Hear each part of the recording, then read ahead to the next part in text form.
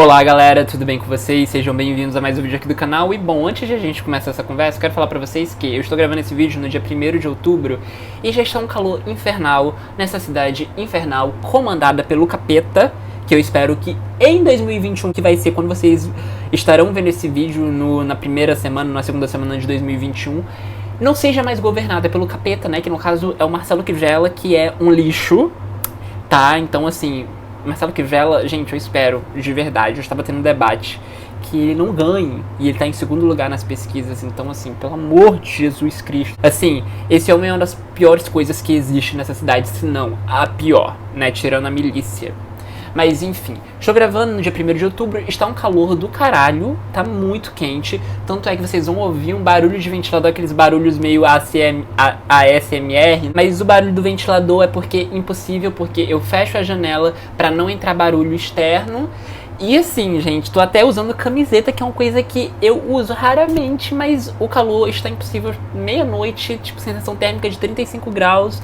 E parece que na Tijuca, né, na Grande Tijuca, o negócio é mais quente ainda, né? Eu moro no Andaraí, então assim, cara, tá bizarro esse calor infernal e maldito nessa cidade maldita.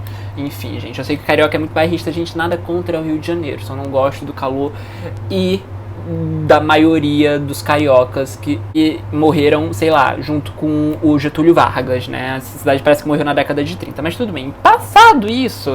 Passado esse bate-papo e desabafo sobre esse calor, porque toda vez que chega calor aqui, eu fico com ódio dessa cidade, ódio infernal, porque primeiro eu não sou rico, não tenho condições de ter um ar-condicionado, de comprar um ar-condicionado e de manter a conta de luz com ar-condicionado, então assim, fica muito complicado.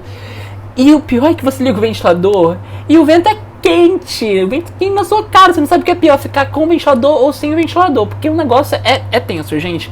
Mas enfim, não foi pra isso que eu vim gravar esse vídeo, tá? Provavelmente quando vocês estiverem vendo também vai estar bem quente, porque vocês vão estar vendo em janeiro, então se está sendo na primavera, no verão vai estar, ó, gostoso, né? Pra não dizer o contrário. Mas enfim, gente, hoje a gente vai conversar sobre um livro muito interessante, que é então A Festa do Bode, do Mário Vargas Llosa. E bom, gente, esse livro aqui, ele vai então contar um pouco da história da República Dominicana em meados do século XX. E assim, gente, eu não sei se vocês tiveram aula sobre a República Dominicana na escola ou se você faz faculdade de História na faculdade, mas eu não tive nem na escola e muito menos na faculdade, assim, nunca nem foi mencionado, sabe? Nunca nem ouvi falar sobre a República Dominicana em nenhum desses dois locais. E olha que eu faço faculdade de História, né? E então, assim, pra mim, eu sou uma pessoa completamente ignorante, não só em história da República Dominicana, mas também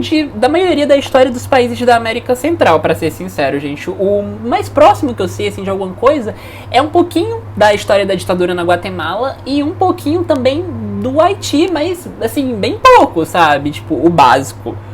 E eu acho isso meio preocupante, né? Se a gente for parar pra pensar, a gente sabe história...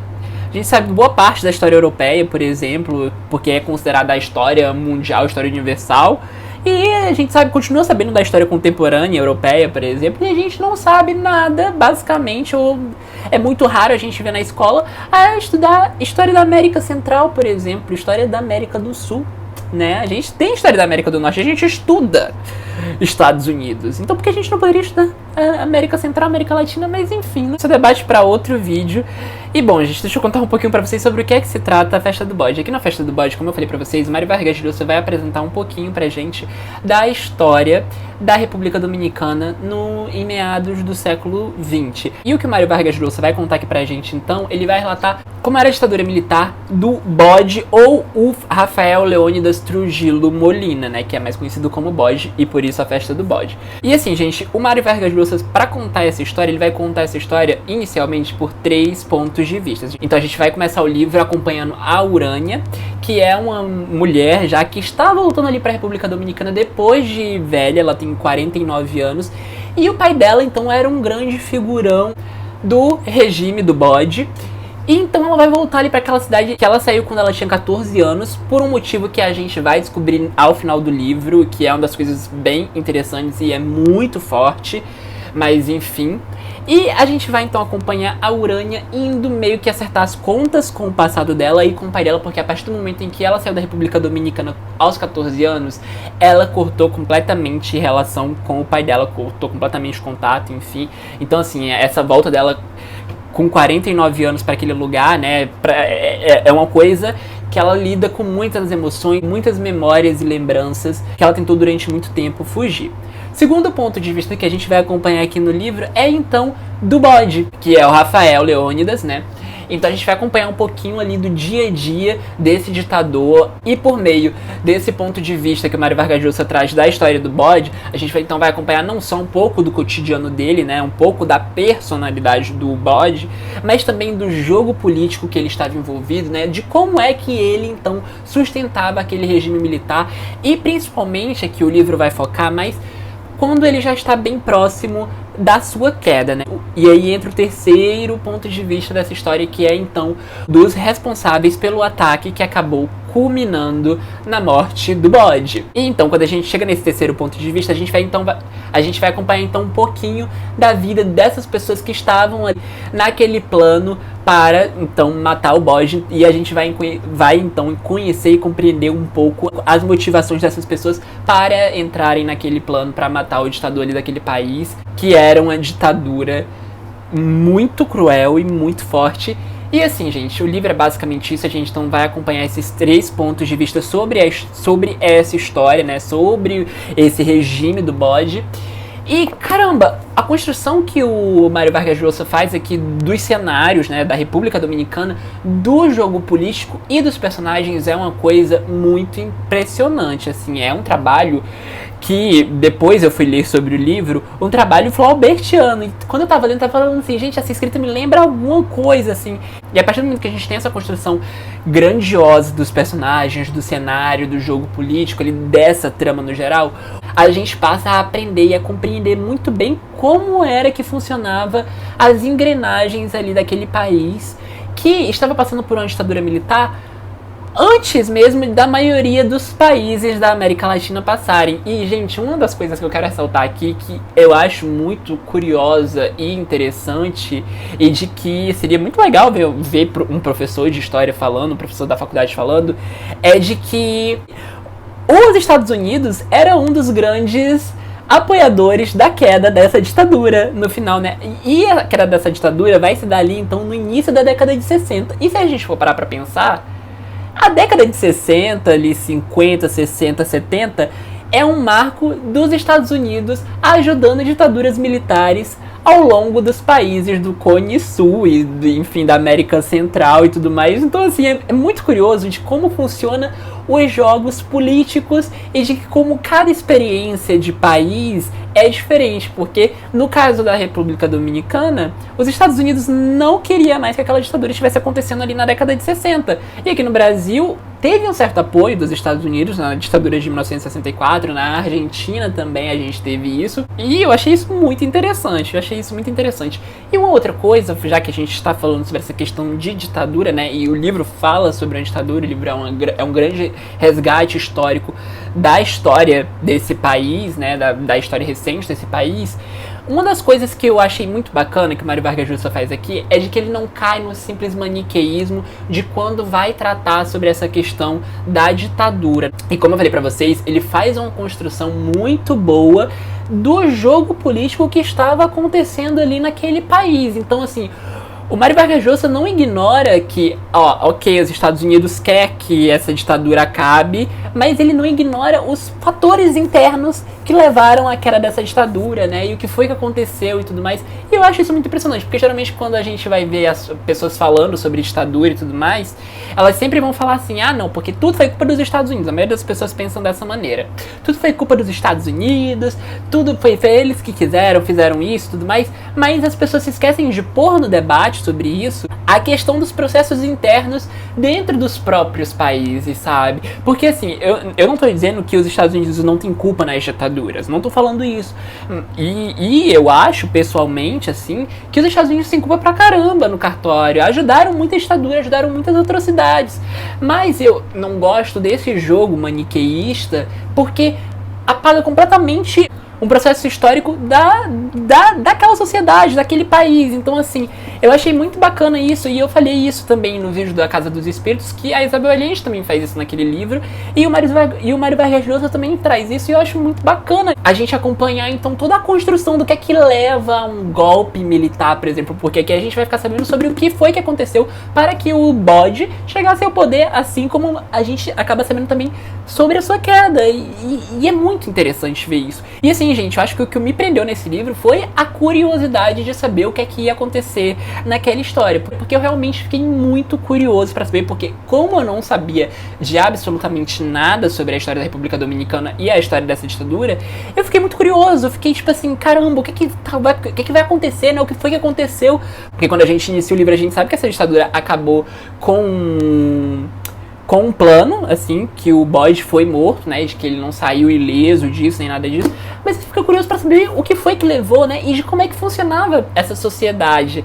E uma das coisas que eu acho muito impressionante aqui, e aí volta pra essa construção do jogo político que o Mário Vargas Llosa mostra aqui na construção dessa história, que é a forma como ele mostra de que toda ditadura, seja ela uma ditadura populista, como a do Perón, por exemplo, que é bastante citado aqui nesse livro, ou, enfim, a ditadura aqui do bode, é um grande castelo de cartas. É um grande castelo de cartas. Então, assim, qualquer coisinha faz com que toda uma estrutura desmorone, porque a ditadura é isso, o autoritarismo é isso, né? E assim, gente, é muito impressionante a forma como ele vai mostrando as rachaduras dentro dessa ditadura, né? E de que uma coisa que aparentemente era perfeita, uma coisa de que, não tem violência na ditadura, não, na ditadura as coisas eram melhores, tudo mais, cai por terra. Porque a partir do momento que, você fala assim, vamos supor que, vamos trazer aqui pro Brasil, por exemplo, tem gente que fala assim, mas na ditadura tudo era muito mais seguro, né? Mas o tanto de gente que morreu na ditadura, o tanto de gente que foi sequestrada, que morreu por nada, que enfim, né? Que segurança é essa? E as pessoas acham, tipo, o pessoal saudosista da ditadura, tipo, a ditadura era segura, de que, tipo assim, muitas pessoas que apoiaram o regime militar, né, apoiaram o golpe aqui no Brasil, se fuderam, ó. Se fuderam legal com a ditadura, se fuderam de serem assassinadas, de serem mortas. E aqui na ditadura do bode também, gente. Gente que era super fiel a ele se fudeu legal, porque ditadura é isso, gente, sabe? A mão que te dá de comer é a mesma mão que agarra o seu pescoço. Então, se você tem um certo prazer ou se tem uma certa nostalgia da ditadura, saiba que você pode ser alvo, não importa o quanto anticomunista você for, porque, assim, é como eu falei pra vocês, é um castelo de cartas. A forma como o Mário Vargas Llosa trabalha isso nesse livro é maravilhosa, é muito impressionante, e é um resgate histórico, e é um lembrete histórico também do que é que pode acontecer, sabe? E assim, gente, eu gostei muito disso, eu gostei realmente muito disso, foi uma coisa que me agradou muito, mas antes de terminar esse vídeo, eu quero falar pra vocês que, apesar de eu ter ficado envolvido com essa trama, apesar de eu ter ficado curioso, a escrita do Mário Vargas Llosa é, como eu falei pra vocês, uma escrita flaubertiana. Então, venha pra esse livro sabendo de que, assim, vai ser um livro cansativo de você ler. Porque a escrita do Flaubert, pelo menos no Madame Bovary, é uma escrita cansativa, uma escrita que às vezes você fica, tipo, exausto de ler. E isso acontece aqui no Festa do Bode. Assim, é um livro que é interessante, é um thriller político, é uma história que chama, mas quando chega na metade do livro você já tá exausto. E quando chega na metade do livro, o livro fica muito legal, a história fica muito legal, fica muito movimentada, mas você já tá cansado. Então, assim, é aquela leitura que talvez o Mário Vargas Llosa não quisesse fazer um trabalho flaubertiano, que eu acho que, assim, sinceramente, acho que se não tivesse esse trabalho flaubertiano, o livro seria incrível do mesmo modo, tá? Porque o Mário Vargas Llosa sabe construir a coisa, mas a escrita é uma coisa que deixa que deixa o livro meio cansativo. Então, eu cheguei na metade já cansado e fui pro final, tipo assim, cansado. E o que me segurou mesmo na leitura foi isso, foi essa coisa da curiosidade pra saber o que ia acontecer, sabe? Então, assim, recomendo A Festa do Bode, mas recomendo com esse aviso, recomendo que você vá pronto pra encarar, porque vai ser uma leitura que não vai ser uma leitura, diga-se lá de passagem, muito fluida, vai ser uma leitura que vai, enfim, ser um pouco cansativa pra você, mas vai valer a pena porque você vai sair aprendendo e refletindo sobre muita coisa. Assim, é um livraço no aspecto de você realmente conhecer a história daquele país, porque eu fiquei muito curioso. Eu não sei se vocês têm muito interesse, mas eu particularmente não tenho tanto interesse na ditadura do Brasil, mas esse livro aqui me chamou muita atenção porque é uma coisa que a gente nunca ouviu falar, assim, de tipo, caramba, e olha só o que aconteceu. E tem um processo bem diferente, assim, das ditaduras na América Latina e na América Central por conta disso, porque ela aconteceu um pouquinho antes, sabe?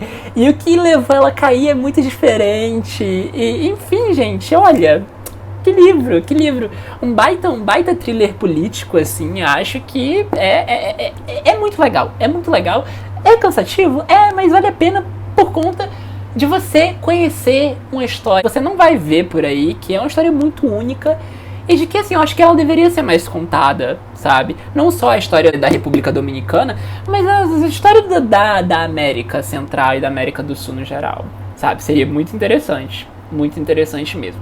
Mas enfim, gente, olha, fica aqui essa nossa conversa sobre o Festa do Bode, tá? Vou deixar o link da Amazon aqui embaixo pra vocês darem uma conferida. O primeiro capítulo desse livro é um primeiro capítulo legal, ou seja, dá uma lida, se você gostar, continua. E volta aqui pra gente conversar sobre a Festa do Bode, tá? E eu acho que esse livro aqui deveria ser lido por historiadores. Se você é historiador e tá vendo esse vídeo e não leu a Festa do Bode, recomendo muito. E enfim, nós cidadãos do Brasil e latino-americanos no geral, a gente precisa conhecer a história dos nossos países, tá? A gente precisa entender o que é que estava acontecendo e de como é que funcionava ali aquelas sociedades e de como é que isso afeta as relações internacionais entre os países da América Latina hoje. Então, assim, gente, fica aqui a dica do Festa do Bode. Só lembrando que caso você seja novo aqui no canal, toda quarta e todo domingo a gente está conversando sobre algum livro ou sobre literatura. E é isso, se você gostou desse vídeo, não se esqueça de se inscrever no canal, caso não seja inscrito, não se esqueça de deixar o seu joinha. Se você já leu A Festa do Bode ou qualquer outra coisa do Mário Vargas Llosa, deixa aqui embaixo nos comentários pra gente trocar uma ideia. Qual foi o outro livro do Mário Vargas Llosa que você leu, qual que você indica, qual que você recomenda. E é isso, gente, vou ficando por aqui, ó. Um beijo e até o próximo vídeo.